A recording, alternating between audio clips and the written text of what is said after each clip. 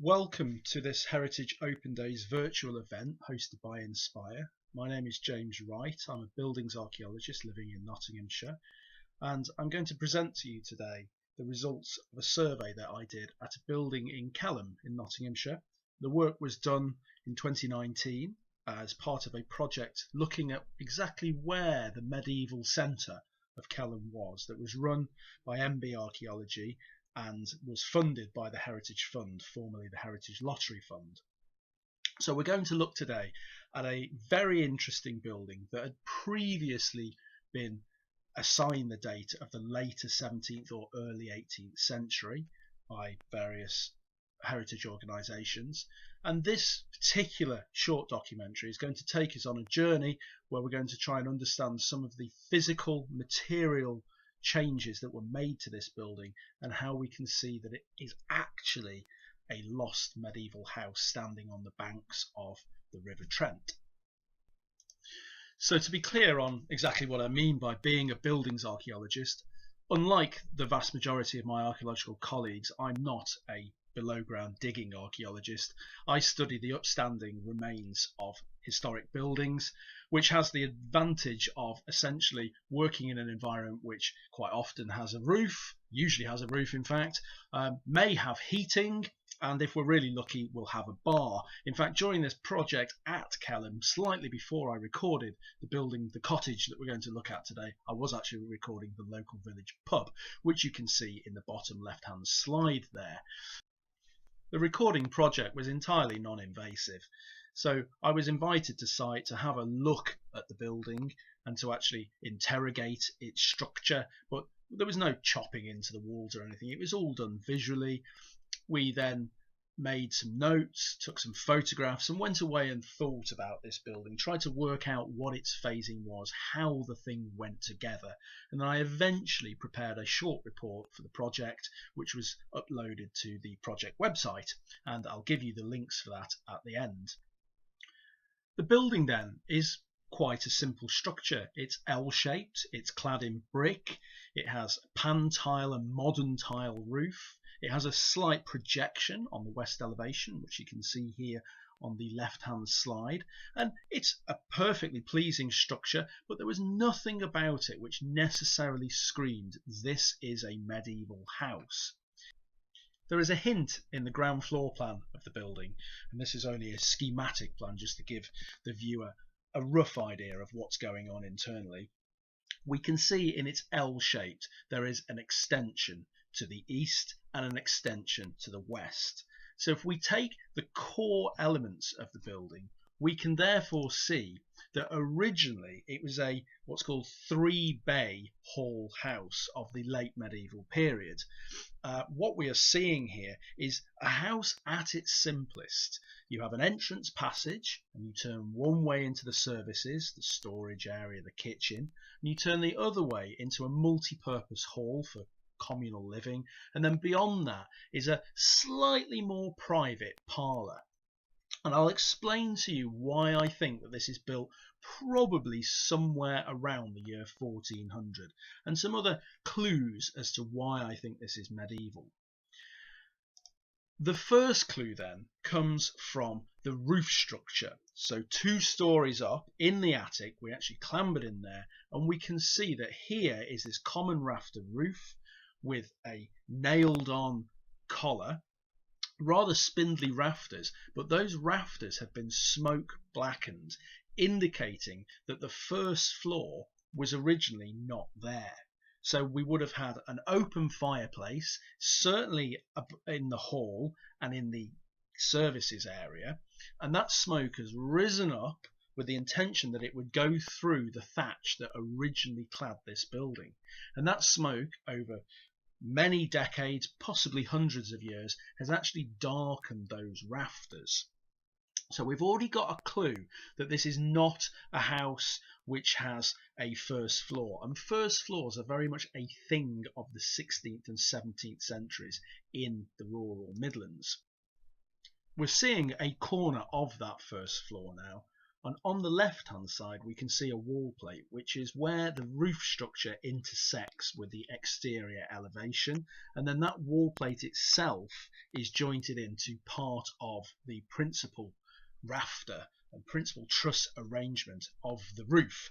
And if we look very, very closely in the darkness of those stained timbers, we can actually see peg holes which have originally been drilled into the building to actually hold other timbers which have been subsequently removed. And the timbers which were originally there in this structure are down braces, which were helping to hold and to tie the whole thing together to prevent it from racking in the wind, amongst other things. And we can see an example of those down braces from a slightly later building, probably a structure of the 16th century, but quite close by in Newark in Nottinghamshire too. And we can see those down braces on this end elevation. So there's just a clue as to what has been removed, something which looks quite characteristically medieval. But what's really helping us to get that late medieval date is actually how the wall plate, how those timbers, those longitudinal timbers, are actually fixed together, because the timbers, as they came from the tree, were too short to span the entire length of the structure, so they've been jointed together to give that single run. And the way that timbers are jointed together can be quite predictably dated.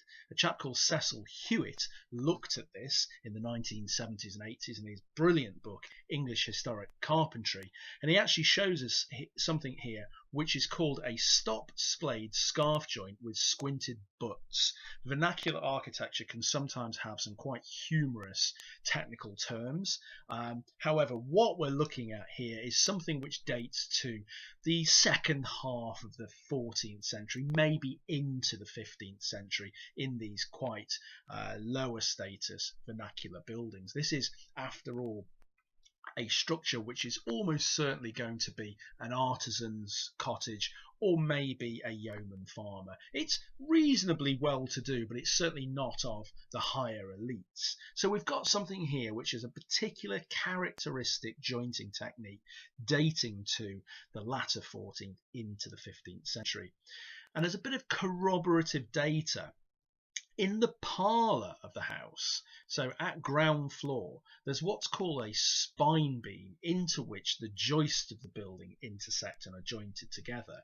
And on that rather nice spine beam, there is in fact a moulding, which you can probably see where it's lit up there on the right hand side of the picture.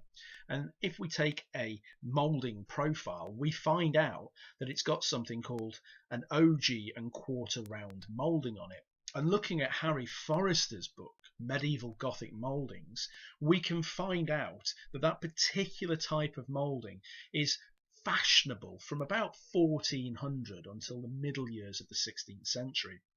So if we put those two characteristic, the wall plate jointing along with the spine beam moulding, we come to a period of time around the year 1400. I suspect it's probably slightly into the 15th century rather than the earlier end of that, but we're looking at a building of around 1400, which has amazingly and miraculously survived. In buildings rarely stay intact as they were built, and so there have been many changes to this structure over the centuries, and the first significant changes to the building at Kelham occur in probably the later 16th or earlier 17th century, the early modern period, when there is a tremendous amount of rebuilding and remodelling of structures all the way across England and in fact Britain.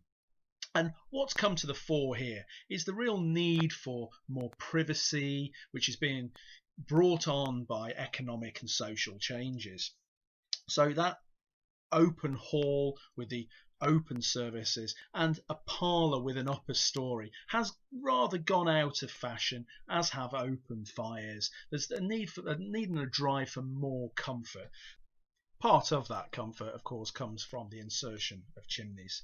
And if you've got the insertion of a chimney, it means you no longer have an open fire. So as a result, you can insert a first floor.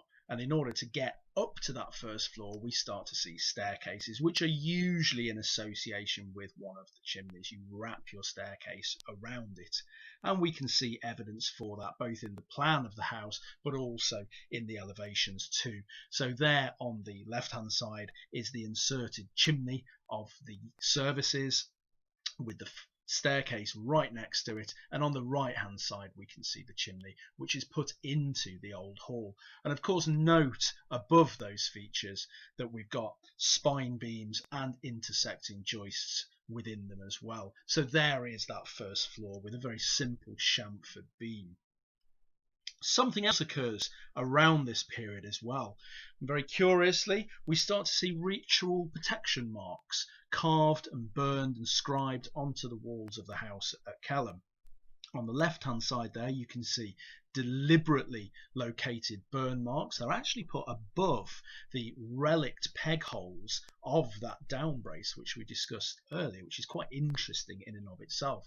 These used to be thought of as carelessly unattended candles which have accidentally burnt the timbers, but some really good research has shown through experimental archaeology that in fact these are deliberate creations. They were created by applying a taper or a candle at a roughly 45-degree angle for quite lengthy periods of time. You have to actually hold that heat source in a very, very steady position for probably between about 5 and 20 minutes to ensure that characteristic tear-shaped burn. These marks have been associated with ritual practices which may involve the protection and warding off of evil. They may reflect prayer or healing or Candlemas rituals. They might be there to protect against lightning. There's lots and lots of different ways of viewing these things, and there's lots of literature out there which I'm sure you can find. You can maybe do an online search for these things. On the right hand side is what's called a daisy wheel or a hex foil, or sometimes called a compass drawn circle. And again, this is associated with ritual practices. In the medieval period, these things are thought of as being a kind of stand-in substitute for the crucifix, for the cross. And into the early modern period, again, they tend to have a ritual protection attribute as well. There is this idea that demons and evil spirits are not particularly bright creatures. If they find a line, they want to get to the end of it. And of course, if you create an endless line, such as one of these hex foil, your demon's going to be trapped spinning on the walls for all time to come. So these are perfectly normal, perfectly common, if a little mysterious and enigmatic symbols, which can be found in buildings of the late medieval and early modern period. It's notable that these are in areas of the house which were only made accessible by the insertion of those floors in the 16th or 17th century. They could, of course, have been put there at any point after that, but it also must be pointed out that they become slightly less common during the 18th, 19th centuries too. They are generally related to changes in the early modern period. So there's a huge amount of tension and anxiety in this period. We see religious change, we see social change through the doubling of the population, we see agricultural change with enclosure coming in, people losing their access to the open fields and the cottages that they lived in to farm them as landlords enclose the land. We see a lack of food, a general lack of food at this time, and a drop in wages as people move into urban centres. And people start looking around at this period in time for reasons for their problems, and rather than looking at government and the way societies run, they tend to look for marginalised liminal people who they can blame for their problem. And at this period they are accusing something like 75% of people who are accused of witchcraft at this period are women living on the edge of society, and they are blamed for being witches in league with the devil who actually cause these problems. So again, we're seeing marks which are on the walls as mechanisms to ward away the problem of evil in society, and this is a very, very early modern phenomena. Around the turn of the 17th into the 18th century, within the East Midlands, brick becomes far more available to all classes of society. The costs of building in brick have come down, and it becomes something which is quite desirable. It's a very durable building material, and so we start to see lots of new buildings going up in brick, and as a result lots of older medieval and early modern buildings are often clad in this new material, and we see that happening at the house at Kelham, so that gives us very much of its current appearance, where it is to all intents and purposes a brick building, but it's masking that timber framed interior which still does survive within it.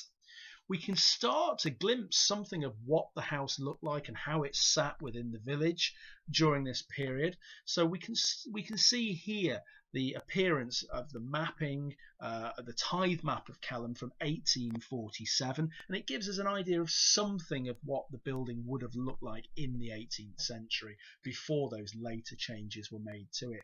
Interestingly, here we can see that it was actually subdivided. It was 2 cottages at this period, although of course as it was surveyed now and as it was originally built, it was a single property. The real changes that have been made after that cladding in brick of those 2 cottages is into the 19th century, the later 19th century, where on the Ordnance Survey map of 1886 we can see that those extensions have finally been put in, so that western extension and the L-shaped extension to the east as well. They've probably gone in at more or less the same time. They could have been slightly at different periods, but I suspect they've probably gone in at the same time, somewhere between the creation of the tithe map and 1886, so in the mid to late 19th century. And that gives us the fully formed building that we see today. And of course, that's led to a significant amount of changes. Not only have we had those extensions, but the old entrance passage has been blocked. That's no longer an access route. And there's new staircases inserted as well to make it a house which is more accessible, probably to the multiple occupancy, because of course it's now 2 cottages. And the evidence for that is, of course, there. We've already mentioned that western brick extension with its outshut roof, and of course the L-shaped extension to the back of the property. And what that western extension is doing, of course, is masking the timber framing. So here on the very right hand side we can see that late medieval, circa 1400, stained timber work with the structural post with the sill beam there, and then of course the timbers coming off to our left which are supporting the ceiling of that extension there. Meanwhile, out at the back, if we get into the roof structure of the extension, we can see a staggered butt purlian oak roof structure. It's really nice piece of carpentry, this, all very well pegged together, and again this is what has been constructed in the mid to late 19th century. When they popped in that extension, there was a need to actually get into it from the old services, and here we can actually see where the studs of the wall of the ground floor of the services to the east have been removed, and that's leaving these empty mortises on the underside, the soffit of that particular sill beam. Finally, we can see evidence for the brickwork. There's a change in the brickwork just to the left of that little window there that I've circled in light blue, and that's actually where the old back entrance to the passageway leading all the way through the property has actually been bricked up, again in the 19th century, and there's a nice straight joint there which proves that blocking. So really the question remains then is exactly what did the house at Kelham look like in its medieval original form? And it's quite difficult to show you other examples of buildings because the vast majority of the ones that we look at, that we've surveyed, are of course just like the building at Kelham. They've been remodelled extensively. So it's sometimes worth going and looking at museums of historic buildings such as Avencroft in Worcestershire or at the Wealden Downland in West Sussex, which have preserved buildings which are displayed to the public as they were originally built. So here we can see some examples from a building at which was originally at Bromsgrove in Worcestershire, slightly later than our building at Kelham, late 15th century, but still gives us a flavour of what our structure may have looked like. So if we unpick it according to these particular areas of the property and look at how this and also some other buildings from the Weald and Downland can instruct us as to how our structure may have looked like originally. So here is a late medieval entrance passage. As you can see, it passes from one end of the building through. It must have been quite a drafty space, quite a dark space as well. And it would have allowed access from the main street in Kelham through to the back garden, which stretches down to the River Trent.